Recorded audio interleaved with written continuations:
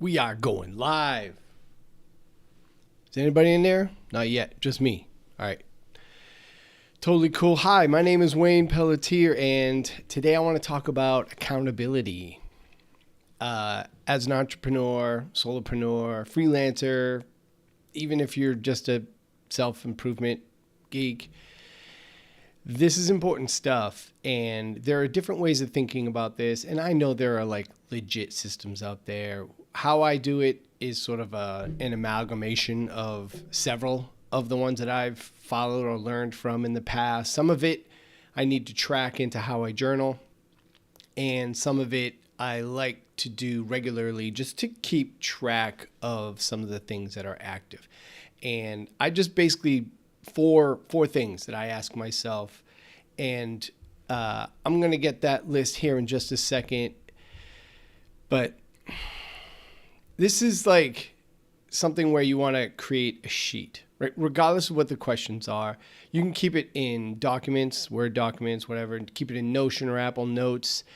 I highly recommend doing it in a journaling app. That's where I do it, because then it has more context, especially if you're using an AI assisted journaling app where you can start to track patterns. I'm kind of geeking out on that. It's not telling a whole story yet, but I feel really good about the ability of it to help me in that way. And the next thing, so now that we're tracking it and we're keeping it somewhere, the next thing would do to ask these questions and complete them when you feel right about it. Like, if it's reflective, then maybe Friday afternoon, or if you just want it out of the way before the next week starts and get into the weekend, Friday afternoon's a great time to do this type of thing, to set sort of your objectives for the following week. The next would be, you could do it on Sunday. It's common if you have a jobby job, especially if you're an executive, to check in on Sunday nights. They definitely take those away from you so that you can feel like Monday morning you can get up and just color by numbers, start banging out priorities and really have an understanding of that. And go to bed Sunday night feeling like, okay, I'm heading into this week with some amount of momentum and I have clarity around how I'm going to manage my priorities or what's on deck. So I totally get the Sunday night thing. Personally, I like to take a look at my sort of KPIs, goals, objectives. There's a million names for this. I like to do it on Monday morning, kind of the second thing I do. The first thing I do on Monday morning is I call it the CFO Power Hour, where I just do books and reconcile things and find out where things are going. I like to start my week feeling like I have a handle on that. Clarity there relieves a lot of anxiety for me, so that one comes number one. Number two, these objectives, what we're going to talk about, these questions I'm about to throw at you, that I track myself. So I like Monday mornings. It feels fresh. I feel like I already have momentum from having listed these questions and answered these questions. As soon as I'm already into the week, and it helps me build priorities and have clarity around what it is that I want to accomplish without the delay of getting a night of sleep or going through the entire weekend, which when I was doing it on Friday, I felt like come Monday, I didn't remember what I put in on Friday. My brain had done way too much daydreaming since then, and that did not feel fresh. And Sunday nights, I tried it on Sunday, not too many times in the past 8 months since I've been doing this. I think it's 8 months, 10 months. Holy cow. What I found is that when I do it Sunday night and I get a fresh night of sleep, I get up Monday morning, I had kind of moved on. I don't know, like they didn't feel fresh. Like I had active momentum. Monday morning just makes me feel like I have active momentum on this front. So here are the four things that I'm kind of tracking, I'm absolutely tracking, that I like to put in like a weekly bullet journal. This isn't part of the daily journaling. This is a weekly bullet journal. It doesn't have to be a journal. Like I said, create a sheet. I had tried doing like managing these in a whiteboard for a while to see if being a visual person, having them all laid out visually would help me. And honestly, it just kind of got messy after a while. Maybe if I was doing it live, like a live whiteboard thing and sharing it, then maybe I could be more intentional with it. But I obviously set annual. I don't do annual goals. I do directional forces. I know, semantics, but it matters to me. So I normally have a business objective that I have every quarter. I establish every quarter. And then every week I ask, is my quarterly business objective tracking? Like my quarterly business objective here in Q1 of 2025 is to publish 3 digital products. Kind of a side hustle, but I think it's important to the long-term vision of the business, and it's something I've always wanted to do, and it feels like something I can do. So it's important to me to get those things out there, to learn in that way, and to push myself into uncomfortable zones, and to get, what do they say? Get comfortable being uncomfortable, something like that. So that's the first question I ask. Am I tracking?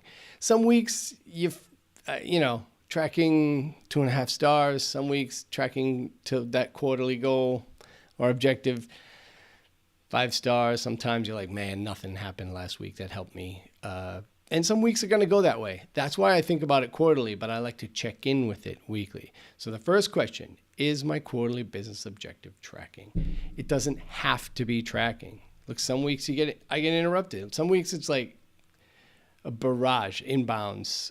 We need this, we need that, we need this. And I love that kind of work. I thrive in that kind of environment, but it's not best for my business. But it's best to provide great service. And I love providing great service. So some weeks, now, like 2 weeks ago, I got nothing done toward my quarterly objective. But last week, I get a bunch done. And this week, I'm going to get a ton done. I know it. I can see it. The next question number 2 is, what is my most important thing for this week? I know some people will say, hey, set 3 priorities for the day, or because you can't possibly get all that much done in a day. Having 2 or 3 priorities is probably enough. I get it. But I have one big priority for the week. And then normally my daily objectives, my daily goals will be like, hey, do they track towards that weekly one, right? So is my most important thing I need to get done this week?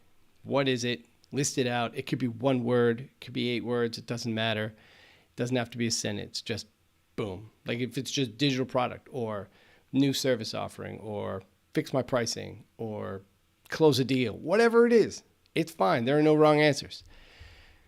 So second one, what is the most important thing I need to get done this week? Which I totally borrowed from a community that I'm in, which I'm going to get into community objectives. All of this is just self right now. And then, am I stuck on anything this week? Like, is there anything impairing my ability to accomplish the important thing I want to complete this week? That would be something that creates a priority that steps up above all of the others. Like, obviously, we have to clear blockers so we can accomplish our objective for the week. So, am I stuck on anything? If the answer is yes, that thing's got to be cleared. And the next one would be, where would I benefit from feedback? And I think feedback's really important. So there are groups I'm in where there are like shameless self-promotion channels or share with the group channels. And these types of things are a good place to ask questions like, hey, check out this landing page. Tell me I'm not crazy. Or I'm pretty sure this digital product has this kind of value. Check me. These things go a long way to getting valuable feedback, but also channel feedback when it comes to social media is incredibly valuable. Like, hey, I was thinking about doing this on YouTube or on LinkedIn. And to me, feedback is a gift. And I think that it's a great opportunity to ask for it whenever we can have a chance to do so. So I like to just ask myself, where would I benefit from feedback? Sometimes I don't need it. I don't feel like I need it. And sometimes I feel like I need a ton of it. So like the first one, am I tracking towards my quarterly objective? It's not critical to have an answer every single week for this one, but it's important to ask myself and check in with myself in this regard in case I do, so that I'm intentional about following through and finding that feedback. So that's all how I kind of manage myself, and it aligns with two of the communities that I'm in that have regular accountability calls. So actually, I probably am in 5 communities that do an accountability call, but I only participate in 2. And one is bi-monthly and the other one is weekly. And 2 of these questions track towards things I have to answer inside of those communities. So it's also good, convenient for me to check in on those things. But when it comes to having community as sort of your accountability partner, I love it. I thrive in that kind of environment. I like being available to other people who have questions because I love being of service. It's like my love language. So the groups that I'm in that have community calls, like I said, I participate in 2 of them. But there are it doesn't have to just be online community calls. You can have local community. You can have a meetup. It could be people not in the industry. It could be people in your neighborhood or in your apartment building or your office. Having accountability as a group can go a long way to making sure we follow through with it, because some of us require social pressure or at least external commitment to get off of the procrastination couch. So if that's something that would help you thrive when it comes to meeting your objectives, then consider local IRL meetups. If online works for you, like it works for me, then you can do it online. I don't do in-person local accountability stuff much. I'm in one local group, but it's not, I wouldn't say it's thriving. So I don't know if it counts. And lastly, because I think I'm coming up on 12 or 15 minutes here. Yeah. I think that this is self stuff. This is self accountability. This is self-improvement. This is tracking with popular concepts from James Clear and the 4-Hour Work Week and all these different great, fantastic books and courses that you can take. But I don't think this is boss stuff. I think this is, like I said at the start, entrepreneur, self-improvement, solopreneur, freelancer, some way to hold yourself accountable when you sit alone in a room like this one, like me, all day by yourself. It's really great to have that social outlet online to be able to hold myself accountable. And I do some in, real time IRL, I guess in real life, personal handshake meetups, but not for accountability. This isn't something I would have ever talked to my boss about because my personal goals don't have to align. I never felt like they had to align with the company goals or what they were putting in my 360 review. I would be cautious about sharing personal goals with an employer. Not that this is advice, but employers tend to want all of your goals to align with the business's goals. And to me, it's okay if they don't. The intention for me was never to work somewhere forever because they weren't promising to keep me forever. So so you can have business goals at work. You absolutely should thrive in your role. If you've got a job and do fantastic, great work and find fulfillment there, phenomenal. But if you're self-employed in any way or you run a small shop, it's a really great idea to have some sort of social outlet that can help you channel accountability for yourself. Like I said, I put those questions in my journal weekly, and then I like to traffic those to the communities where I have accountability calls.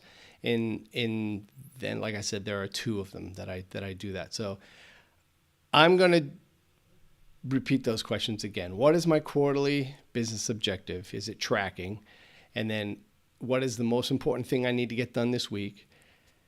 Am I stuck on anything? to complete that most important thing? And then where would I benefit from feedback?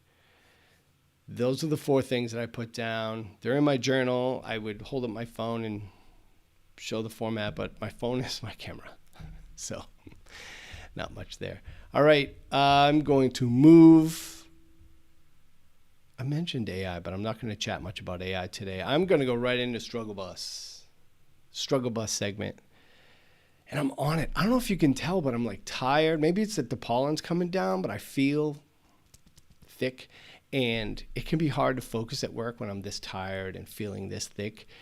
But I'm showing up anyway, and I like the idea of how that may make me feel, even when things aren't going A+, feeling phenomenal. And a friend of mine was just texting. She's also a client, and she's also not feeling well. And we were chatting about that, and obviously wished her well. But it's interesting when you don't have someone to show up for. Like the boss needs to see your butt in his seat. Like I'm the only one. And that's kind of why I'm the only one holding myself accountable. So that's kind of why I wanted to chat about this accountability thing. That was the whole impetus behind this. How do I hold myself accountable? And those questions. Because I'm tired. And I'll tell you why. Because we had a storm come through the southeast this weekend. And it took 3 big limbs down from trees in my front yard. So I spent the bulk of the day yesterday with a chainsaw breaking down tree limbs, fell tree limbs, and it was exhausting. It was like several hours of physical labor and in the pollen outdoors because pollen starts coming down in March here in the South, and I'm allergic to it. So I feel like shit. That's why I'm on the struggle bus today. Is my body is exhausted and my sinuses are overwhelmed. And look, we do this anyway. We show up anyway. I don't care how I feel. I'm going to do this anyway. I mean, I was like laid out with the flu and I'm like, oh, I'm dying. Then I'll put up a short or something. I don't know. Replace it. I haven't really figured out what I'm going to do on a day when I can't make it to this live call. And someone's in here watching, whoever you are. Thank you. Amazing. Look, this was a light one, but like and subscribe and follow if you don't already follow so you can get updates and notifications when we're going live. I'm still learning a little bit about that studio.youtube.com sort of process. Got some really great comments lately. I'm going to make a video about a comment I got from a friend last week because I think it deserves a bigger conversation, especially since it revolves around local sales. And I totally overlooked something. And I totally overlooked the privilege that I have in that I live in a major metropolitan area. And I think there's something there to chat about. I'm still making notes about it, but I'm excited to chat about that. Probably do that Wednesday or Friday this week if I feel like I've kind of finished the thought on that. And hopefully by then I feel a little bit better. And with that, I don't have much else. If there's a comment, I don't know if there's a comment. How do I check if there's a nope? I don't know how to check if there's a comment while I'm in Ecamm. So I will follow up and answer any comments or questions that get asked in here, and I'll continue to improve in my Ecamm skills of an Ecamm artist. So, hey, thank you. I will see you Wednesday, 11 a.m. right here. That's Eastern, 11 a.m. Eastern time, which I realize you may not be in 11 a.m. Eastern time. So, but check in, subscribe, and then you get notifications. And then boom, you don't have to sweat it. Like, hey, email comes in. It's time to go check the Wayne Show. I hope you have a great week. I'll talk to you later.